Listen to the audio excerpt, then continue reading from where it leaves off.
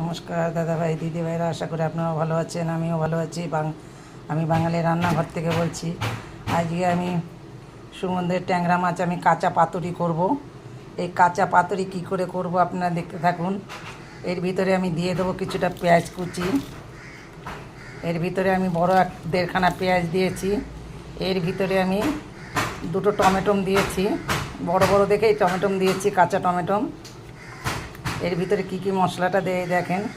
আমি একদম কাঁচা পাতুরি করব। এর ভিতরে দিয়ে দেবো আমি অর্ধেকটা লেবুর রস। এর ভিতরে আমি অর্ধেকটা লেবুর রস দেবো। যেহেতু আমি কাঁচা পাতুরি করব, কাঁচা পাতে লেবুর রস করে ম্যারিনেট করে রেখে দিলে এটা কাঁচা গন্ধটা আসে না, আসতে গন্ধটাই হবে না। এর ভিতর দিয়ে দেবো আমি স্বাদ মতন লবণ। এটার ভিতরে দিয়ে দেবো আমি একটু লঙ্কার গুঁড়া। এটার ভিতর দিয়ে দেবো আমি কিছুটা হলুদ। এটার ভিতরে দিয়ে দেবো আমি কতটা ধইনা জিরা ভাজা যে ভেজে রাখি সেই মশলাটা। এটার ভিতরে দিয়ে দিচ্ছি আমি আবার, এখানে আছে আদা রসুন। এর ভিতরে আর একটুখানি কালো সরষা, আদা রসুন সরষা এর ভিতরে একসঙ্গে আমি বেটে নিয়েছি।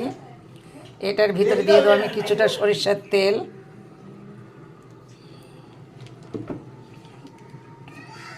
এখন আমি এগুলো দিয়েছি, এগুলো দিয়ে আমি সম্পূর্ণটা মেখে নেব। এই যে আমি দিয়ে দিলাম এর ভিতরে সর্ষা আর আদা বাটা, কিন্তু এর ভিতর অনেকটা আমার লঙ্কা বেশি হয়ে গেছে, লঙ্কাটা আমি যেহেতু একটু তুলে নেব। এই যে আমি এর ভিতরে সর্ষা আদা রসুন আমি এর ভিতরে দিয়েছি, আর ওখানে কাঁচা লঙ্কা বাটা একটু শুকনো লঙ্কার গুঁড়া দিয়েছি।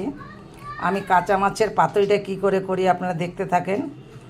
একদম কাঁচা, মানে আজকে আমি মাছ ভাজবো না, পুরোটাই আমার কাঁচা মাছ। আমি কড়াইতে কিছুটা তেল দিয়ে দিয়েছি, আমার তেলটা গরম হয়ে গেছে। এখন আমি মাছটা দিয়ে দেবো।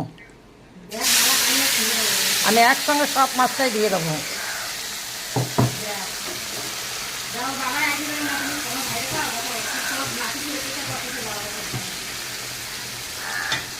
এই মাছটাকে আমি হালকা করে, এখন আমি কিছু জল দেবো না, এই মাছটাকে ভালো করে আমি কষাবো, উল্টে পাল্টে দিয়ে হালকা করে কষাবো। কষিয়ে তারপরে আমি জল দেবো। দেখেন মাছটা আমি কি করে, কাঁচা মাছের পাতুরিটা কি করে আমি রান্না করি দেখেন। সব রকমের মশলা আমি একসঙ্গে দিয়ে কষিয়ে আমি 20 মিনিট রেখে দিয়েছি। ঢেকে 20 মিনিট পরে আমি এখন এই মাছটাকে রান্না করতে বসেছি।